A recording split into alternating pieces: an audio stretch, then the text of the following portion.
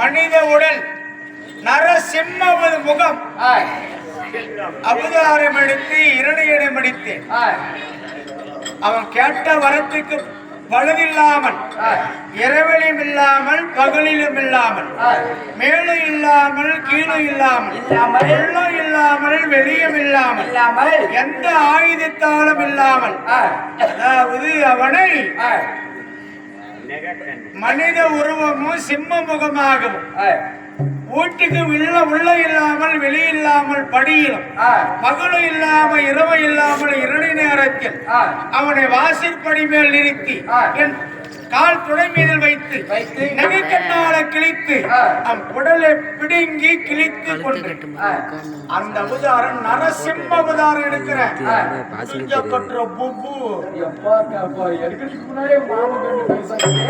நரசிம்ம அவதாரம்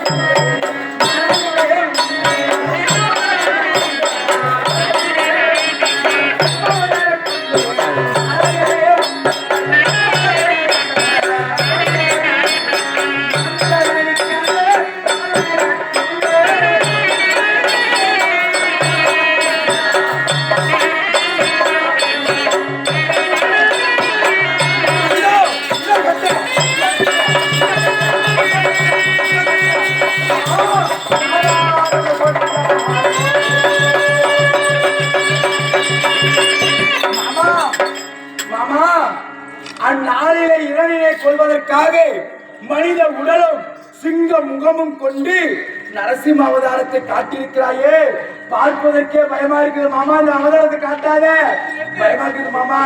தயவு செய்து உள்ளாம சுற்று வேணாம் மாமா. இந்த அவதாரத்தை காண்பதற்கே பயமா இருக்கிறது.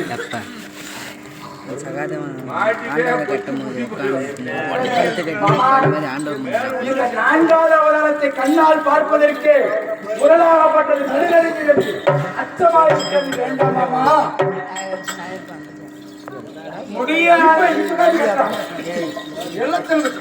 முடியாது ஒத்துக்காட பார்த்தா விட்டுறா பாரு.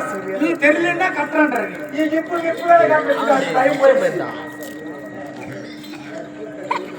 மாமா. ஐந்தாவது அவதாரம் என்ன மாமா? ஐந்தாவது அவதாரமா எடுத்திருக்கிறாயே, 10 அவதாரம் சொல்லிட்ட. இப்ப 5வது அவதாரம் அடே மாமா.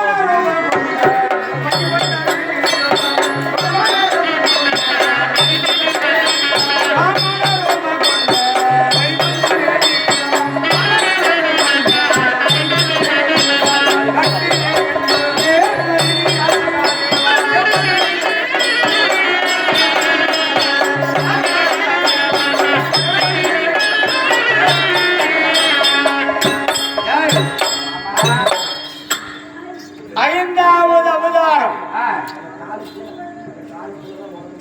நானே குட்ட பிராமண அவதாரம். மாபலி சக்கரவர்த்தி தேவேந்திர பதவியை பிடிக்க வேண்டுமே என்று யாரு இனி வேண்டும் என்று கேட்டாலும் வாரி வாரி தர்மம் முடித்திருந்தான். அவனிடத்திலே சென்று குட்ட பிராமணனாக அவதாரம் எடுத்து 3 அடி இடம் தானமாக கேட்டு நான் 1 அடி ஹைட்டு தாங்கிறேன். என் உருவ அமைப்பை பார்த்து அவன் என்ன கேட்ட தெரியுமா? 3 அடி தானம் கூடன்னு கேட்ட உடனே இவன் இருக்கிற அளவுக்கு பார்த்தா எவ்வளவு அளந்துக்கு போறான் என்று அவன் யோசித்து ஆனா அந்த 3 அடி நானே அளந்து கொண்டு அவன் மட்டும் சொன்னான். சரின்னு ஒப்புக்கொண்டான். சொன்ன பிறகு பூமி ஆகாய வரைக்கும் விஸ்வரூபம் எடுத்து பெண்டம் என்று சொல்லக்கூடிய பூமி ஒரு அடியாகவும் அண்டம் என்று சொல்லக்கூடிய ஆகாயத்தை ஒரு அடியாகவும் உலகத்தை 2 அடி அளந்துட்டேன். அப்படியா? இன்னும் 1 அடிக்கு இடம் எங்கன்னு கேட்டேன். மாபலி சக்கரவர்த்தி தலை குனிந்தான். என் தலை மீதில் இன்னொரு அடி வை என்று 3வது அடி அவன் தலை மீதில் வைத்து அதல விதல சுதலை சேதல ரசாதல மகாதல பாதாளம் என்று சொல்லக்கூடிய பாதாள உலகத்திலே கொண்டு போய் சேர்த்தேன். அந்த அவதாரம் 5வது அவதாரம் பிராமண அவதாரம் எடுக்கிற முடிஞ்ச என்ன கட்டு பிராமண அவதாரம்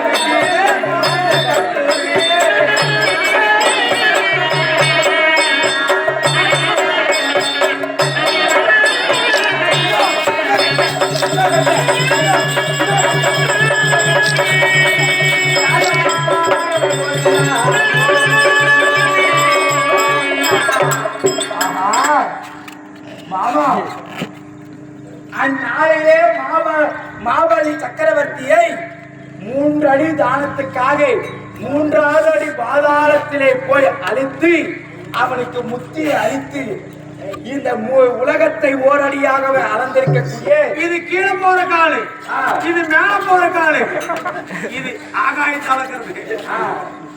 அப்படி 3 அடியாக அளந்திருக்கக்கூடிய உள்ள பிராமண அவதாரத்தை காட்டிருக்கிறாய மாமா. இந்த பிராமண அவதாரத்தை பார்த்தால் எவ்வளவு அழகாக கண்புள்ளா காட்சியா இருக்கிறது மாமா. இந்த அவதாரத்தை காண்பதற்காகவே நான் பிறவி எடுத்திருக்கிறோம் என்று நினைக்கிறேன் மாமா. காது மாமா எங்க காணா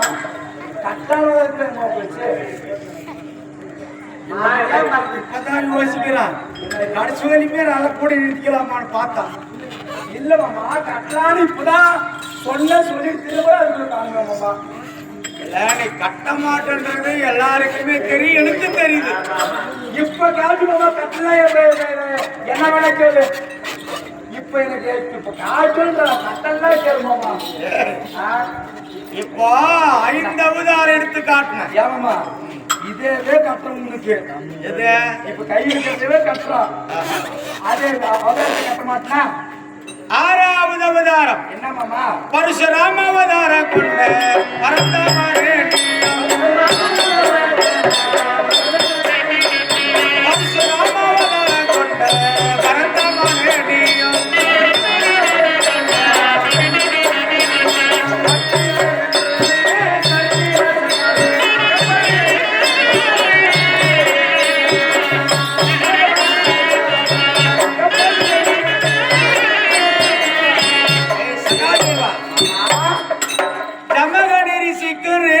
பரமேஸ்வரிக்கும் 5வது பிள்ளையாக பரசுராமனாக பிறந்து கையிலே பரிசு என்ன கோடாலி ஏந்தி தாய் தலையறுத்த எடுத்த அவதாரம் பரசுராம அவதாரம். 6வது அவதாரம் எடுக்கிற முடிஞ்ச என்ன கட்டுறா பரசுராம அவதாரம்.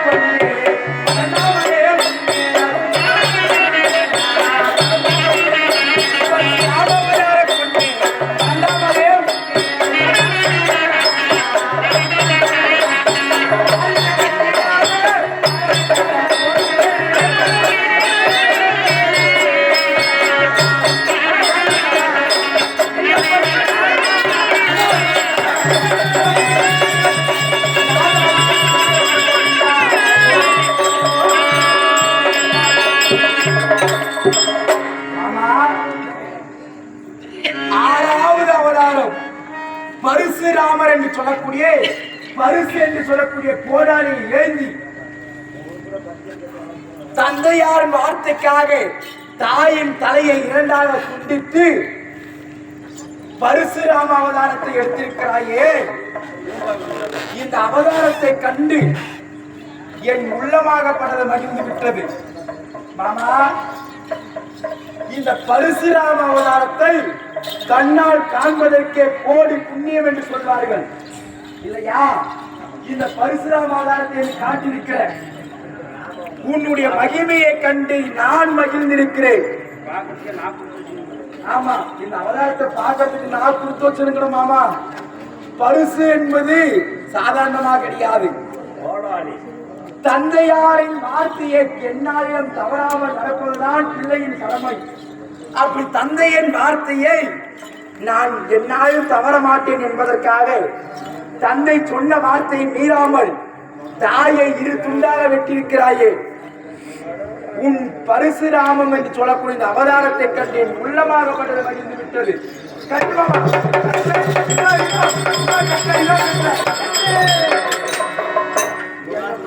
இப்பதான் பரசுராமர அவதாரத்தை காட்டினாலும்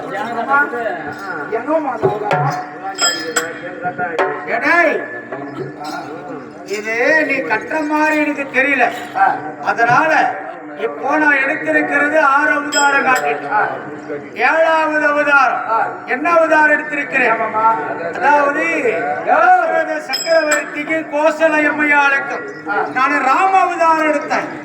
ராம அவதாரம் அவதாரம்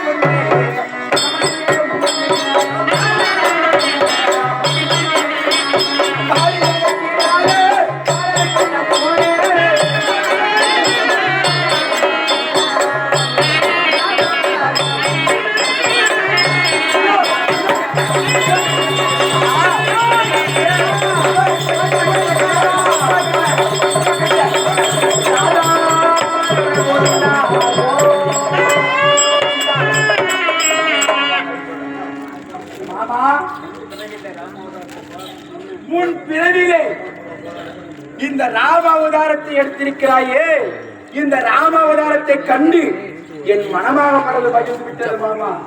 என்ன ஒரு அழகான தோற்றம் மாமா. கேட்டாக்கள பொழுதுக்கு உங்ககிட்ட அக்காது. அடுத்த அவதாரம் என்ன?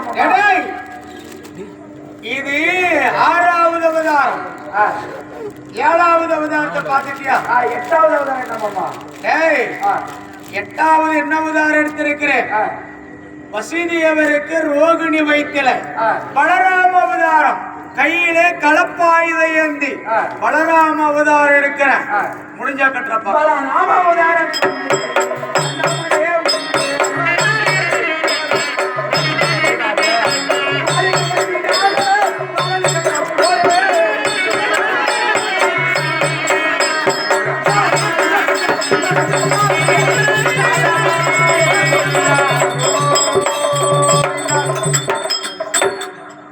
மாமா, கையிலே கலப்பாயத்தை கொண்டு 8வது அவதாரமாக பலராம அவதாரம் எடுத்திருக்கிறாயே, இந்த பலராம சக்கரவர்த்தி அவதாரத்தை கண்டு என் உள்ளமாக படுது மகிழ்ந்து விட்டது மாமா. மாமா, 9வது அவதாரம் என்ன மாமா? நம்ம சங்கேத்மா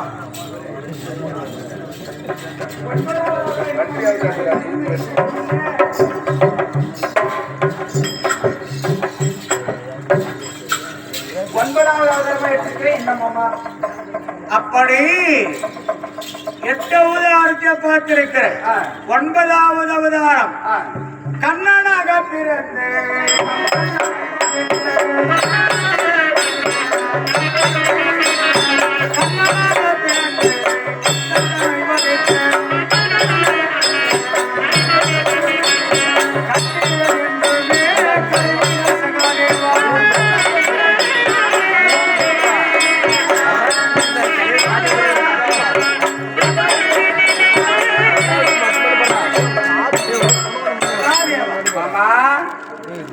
இது 9வது அவதாரம்.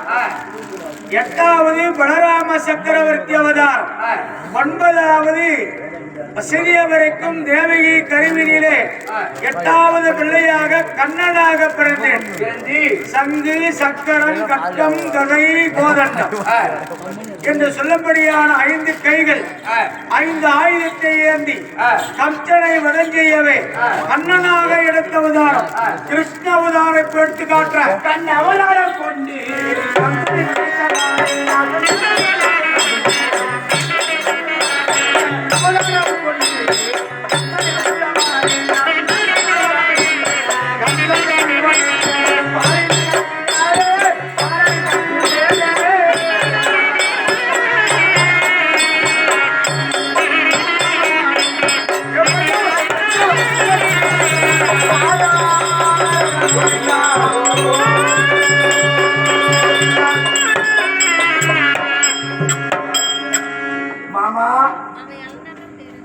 இந்த கண்ண அவதாரம் என்று சொல்லக்கூடிய இந்த அவதாரத்தை கண்டு இந்த சிருஷ்டியே மகிழக்கூடிய நேரத்தில் நான் மட்டும் மகிழாமல் இருக்கிறேன் மாமா.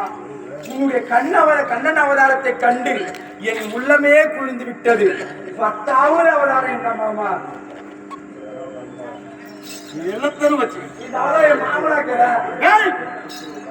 இது வரைக்குமே உன்னால கட்ட முடியல. அதே வேற கேட்க இப்போ இந்த அவதாரத்துல எங்க மாமனாக்கிற கட்டது 10 நிமிஷம் முடிக்காது. மாமனை கட்டா நல்லா இருக்குமா? யுகமானது 3 முடிஞ்சிருக்கிறது. ஆமா, 3வது யுகத்தில் நான் எடுத்த அவதாரம் 9 அவதாரம் எடுத்திருக்கிறார். இதுவரை நான் உலகத்தில எடுத்து காட்டிய அவதாரம் 9 தான். இதுவரை இன்னும் நான் எடுக்காத அவதாரம் 1 தான் இருக்கிறது. அது இப்ப எடுக்கிறது இல்ல, அதை யாருக்கு இப்ப காட்டுற அவதாரம் இல்ல. கலியுகம் பிறக்கிற போது கலியுகத்தில் எடுக்கக்கூடிய அவதாரம் அதை காட்ட முடியாதுடா. இப்போ பேச்சு மாறக்கூடாது. நீ என்ன சொன்ன? நான் 10 அவதாரம் மூர்த்தின்னு சொன்னேன். இப்போ 9 அவதாரத்தை காட்டு, 10வது அவதாரம் காட்டு வேணும். அப்ப காட்ட முடியாது சொல்லணும். 10 அவதாரத்தை காட்டு. உனக்கிட்ட சொல்லு கொடுத்ததுனால ஆமா கடைசி அவதாரம் கலியுகத்துல எடுக்கிற அவதாரத்தை இப்ப உனக்கு காட்டுறேன். காட்டுமா. இது யாருக்கு நீ சொல்லக்கூடாது, ஆகட்டும். இது வெளிப்படுத்த கூடாது. காட்ட மாட்டேன். கலியுகத்துல தான் எடுக்க போறது. ஆகட்டுமாமா. கல்கி உருவம் கொண்ட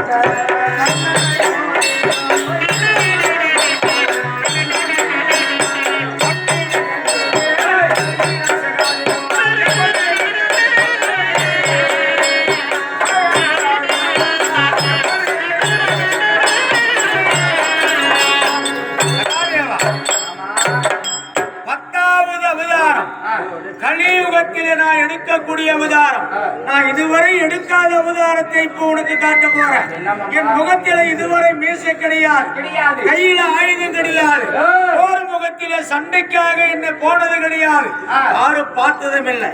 கலியுகத்தில் எடுக்க போற அவதாரம் என் முகத்தில மீசையோடு குதிரை வெள்ள குதிரை மேல ஏறி கையில கத்தி ஆயுதம் தாங்கி சண்டைக்காகவே அதர்மத்துக்காகவே போர் முனையில சண்டைக்கு எடுக்கிற அவதாரம் கல்கி அவதாரம் எடுக்கிறேன்.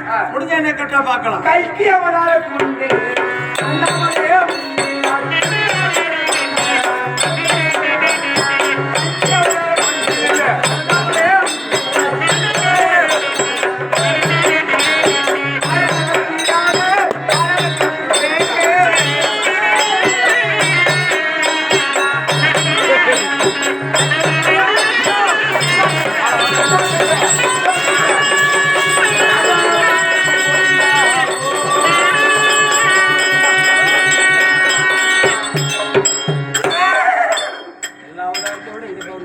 மாமா, எத்தனை அவதாரமாகப்பட்டது உன் முகத்திலே மீசை என்பது கிடையாது.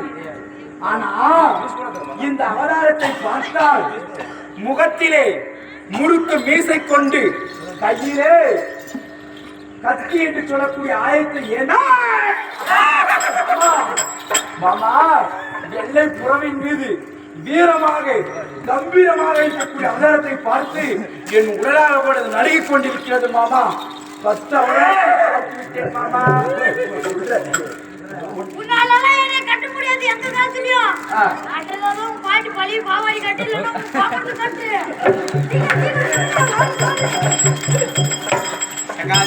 மாமா, இதுதான் நான் எடுக்கக்கூடியது 9, எடுக்காம இப்ப உனக்கு காட்டினது இது 10வது அவதாரம். ஆமா மாமா.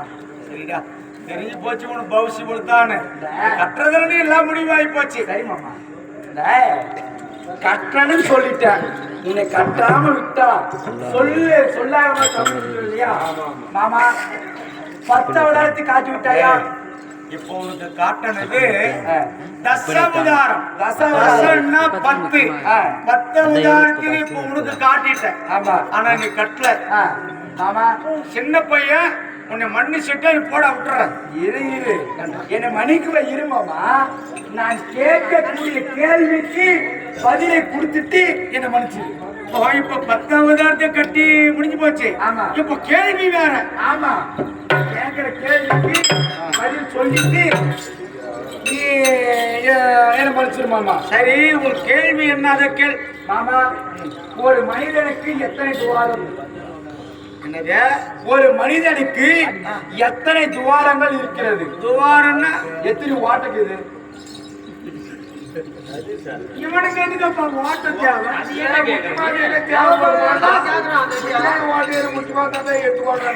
இவன் குன்னி பையன்னு தெரியுது.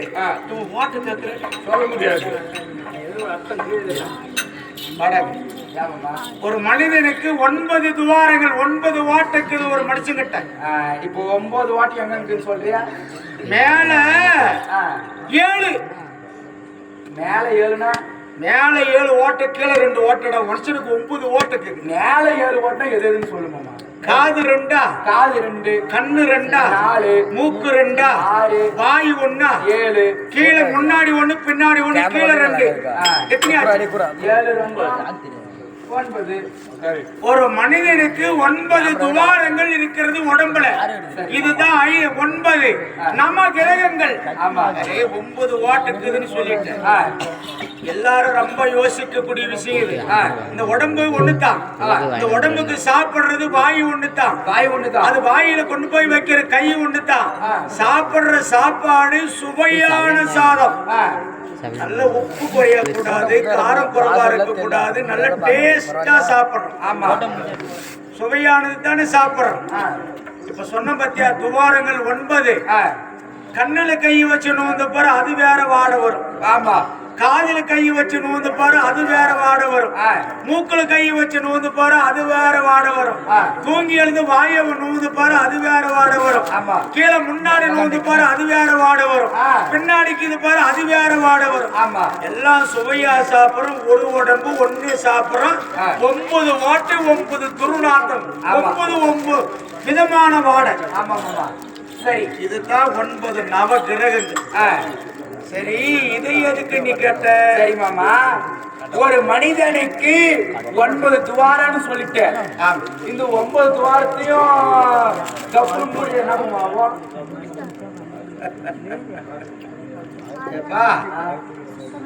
சரி, 9 துவாரங்கள் இருக்கிறது மனிதன்கிட்ட. அது சரி மாமா, இந்த ஆண்டவனுடைய எல்லை எங்கன்னு கேளு. இந்த 9 துவாரமும் சொல்லிட்டேன். ஆண்டவருடைய இல்லம் எது மாமா? அடியார் உள்ளத்திலே கொடியா இருக்கக்கூடியவன் நான். ஆண்டவா என்று நினைத்தால் உள்ள எப்ப நான் உன் அங்கத்துக்குள்ள, என்னுடைய அங்கத்துக்குள்ளே குடியாக இருப்பாய். ஆம்தானே மாமா? நீயே சொல்லிவிட்ட. ஆண்டவா என்றால் அடியாருடைய உள்ளத்திலே குடியா இருக்கக்கூடியவன் என்று, இல்லையா? உன்னை கட்டுவேன் என்று நான் சொல்லியிருக்கிறேன். மனிதனுக்கு 9 துவாரம். இந்த 9 துவாரம் இருந்தாலும் ஆண்டவார் என்ற அடியாருடைய உள்ளம் என்று சொல்லியிருக்கிறார். நான் உன்னை அல்லும் பகலும் ஆண்டவா ஆண்டவா என்று நினைத்துக் கொண்டிருக்கிறேன். என் உள்ளத்தில் தான் இருக்கிற. இப்போ உன்னை எப்படி கட்டுறேன்னு மட்டும் பாரு.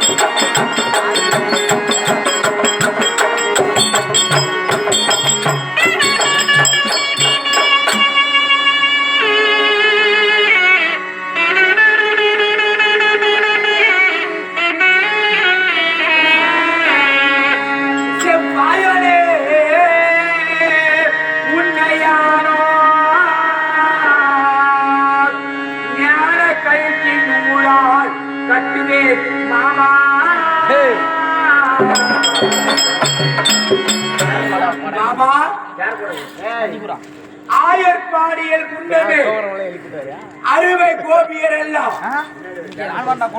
அந்த மங்கையாளர் கட்டினார் பத்தியா? மங்கையார் கட்டினார் பத்தியா?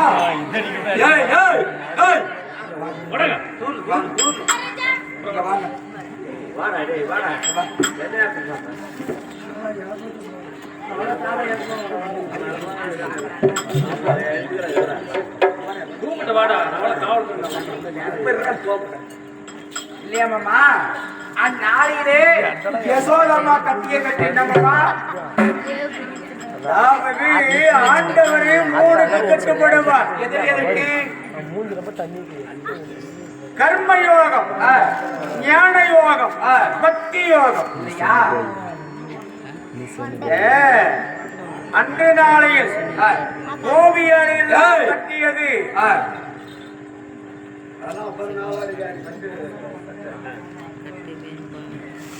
யசோதை அம்மையால் கட்டியதும் அது ஒவ்வொரு விதியின்படி. ஆமா ஆமா. அப்படி அந்நாளிலே ஆயர்பாடியிலே அந்த கோபி பெண்களாகப்பட்டவர் அந்த மங்கையர்கள் உன்னை கட்டினார்கள் பத்தியா? அதை போல செவ்வாயனே உன்னை யானோ நான் ஞான கயிறு என்று சொல்லக்கூடிய ஞானத்தினால் உன்னை கட்டப் போகிறேன். ஆண்டவருடைய இல்லம் அடியாருடைய உள்ளம் என்று சொல்லிவிட்டால் இந்த அடியானாய் இருக்கக்கூடிய இந்த சிறிய பாலகனாய் இருக்கக்கூடிய சகாதேவன் உன்னை மனதார நினைத்து நான் என் மனதார கட்டப் போகிறேன்.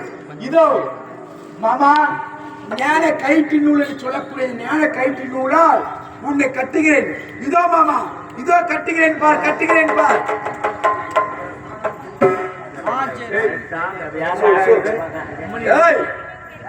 சகாதேவனுக்கு சொன்ன மாதிரி 9 துவாரம் இருந்தது. 9 துவாரமா அடைக்கப்பட்டது.